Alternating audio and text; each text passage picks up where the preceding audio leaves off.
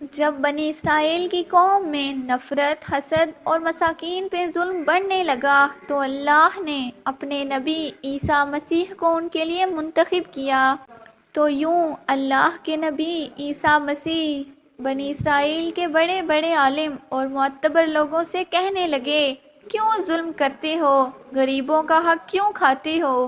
حقیقی اللہ وہی ہے جو سب کو برابر کے حقوق دیتا ہے، جس کے نزدیک امیر اور غریب میں کوئی فرق نہیں، گورے رنگ والا کالے رنگ والا برابر ہے۔ لوگ عیسیٰ مسیح کا مذاق اڑانے لگے تو یوں اللہ کے نبی اللہ کی نشانیاں زمین پہ ظاہر کرنے لگے۔ آپ کو مسیح اس وجہ سے کہا جاتا تھا کیونکہ مسیح کا مطلب زمین پہ سب سے زیادہ سیاحت کرنے والا اور ہاتھ پھیرنے والا، کیونکہ آپ کے ہاتھ میں اللہ نے شفا رکھی تھی۔ آپ نابینا کی آنکھوں پہ ہاتھ رکھتے تو اس کی نظر واپس آ جاتی۔ کوڑ کے مریض جس سے دنیا نفرت کرتی ہے، آپ کے مبارک ہاتھ جب کوڑ کے مریض کو لگتے تھے تو اللہ کے حکم سے وہ صحت یاب ہو جاتا تھا۔ جب آپ مٹی کے پرندے بنا کے فضا میں اڑاتے تھے تو وہ مٹی کے پرندے حقیقی زندہ ہو کے اڑنے لگتے تھے، اور آپ جب بھی کسی مردے کے جسم پر ہاتھ رکھتے تھے تو وہ اللہ کے حکم سے زندہ ہو کے بولنے لگ جاتا تھا۔ بنی اسرائیل کے لوگوں نے جب یہ معجزے دیکھنے شروع کیے تو آہستہ آہستہ آپ کی باتوں کو سننے لگے، آپ کو اللہ کا نبی تسلیم کرنے لگے۔ بس یہی ڈر وہاں کے بڑے بڑے بادشاہوں کو، عالموں کو کھانے لگا کہ کہیں ہماری حکومت نہ ختم ہو جائے، بنی اسرائیل کے لوگ عیسیٰ مسیح کو اللہ کا نبی مان کے بادشاہ نہ بنا دیں۔ تو بس بنی اسرائیل کے بادشاہ اللہ کے نبی حضرت عیسیٰ مسیح کو شہید کرنے کی سازشیں بنانے لگے۔ حضرت عیسیٰ علیہ السلام بنی اسرائیل کی قوم سے مخاطب ہو کے کہنے لگے، اے لوگو، اللہ سے ڈرو اور پیار محبت سے رہو۔ میں اللہ کی طرف سے تمہارے لیے یہ پیغام لایا ہوں کہ امن سے رہو، محبت سے رہو، اپنے اللہ سے ڈرو، ایک اللہ کی عبادت کرو۔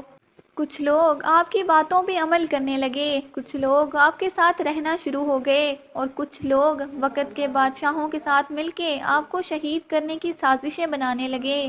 تاریخ نے لکھا آپ کے ساتھ 12 حواری تھے، لیکن ان لوگوں میں سے کچھ کامل ایمان نہ تھے۔ بس یہی بات کا فائدہ اٹھا کے بنی اسرائیل کے بادشاہوں نے ان حواریوں کو خریدا۔ ان میں سے ایک حواری جس کا نام یہودا تھا، اپنے آپ کو وقت کے بادشاہوں کے سامنے بیچ دیا اور کہنے لگا، میں تمہیں بتاؤں گا عیسیٰ مسیح اس وقت کہاں ہے۔ اور یوں یہودا وقت کے بادشاہوں کے ساتھ مل کے سازشیں بنانے لگا، جاسوسی کرنے لگا۔ اس وقت حضرت عیسیٰ علیہ السلام مذہبی تہوار پر بیت المقدس آئے ہوئے تھے۔ کھانا کھانے کے بعد آپ شہر سے باہر آتے ہیں اور کرشمنی نامی جگہ پہ رات ٹھہرنے کا ارادہ کرتے ہیں۔ آپ سب لوگوں سے جدا ہو کے اپنے اللہ سے مخاطب ہو کے کہتے ہیں، اے اللہ، میں جانتا ہوں اس وقت کے بادشاہ مجھ سے نفرت کرتے ہیں اور مجھے قتل کرنا چاہتے ہیں۔ اے میرے مالک، مجھ پہ رحم فرما اور مجھے ان کے شر سے نجات دے۔ اتنے میں جبریل امین علیہ السلام اللہ کے حکم سے نازل ہوتے ہیں اور فرماتے ہیں، اے مریم کے بیٹے، اللہ فرماتا ہے آج رات تجھے اس زمین سے آسمان پہ اٹھا لیا جائے گا، اور وہ لوگ جنہوں نے تیرے احکامات پہ عمل کیا ہے اللہ انہیں کافر اور مشرک لوگوں پہ فضیلت عطا فرمائے گا، اور قیامت کے دن اللہ اس اختلافات کا فیصلہ کرے گا۔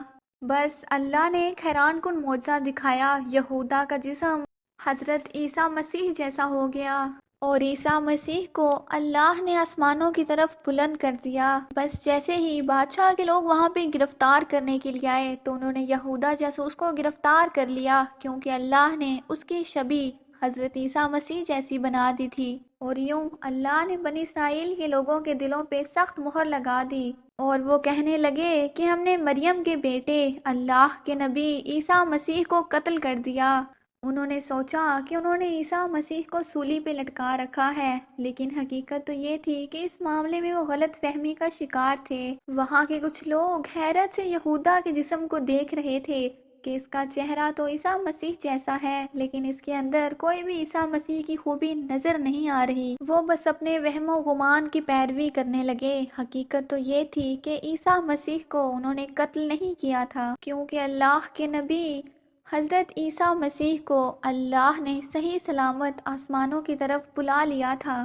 قیامت سے پہلے اللہ حضرت عیسیٰ مسیح کو پھر سے ظاہر کرے گا اور اس زمین پہ حق و باطل کو واضح کر دے گا۔ بے شک وہ ہر چیز پہ قادر ہے۔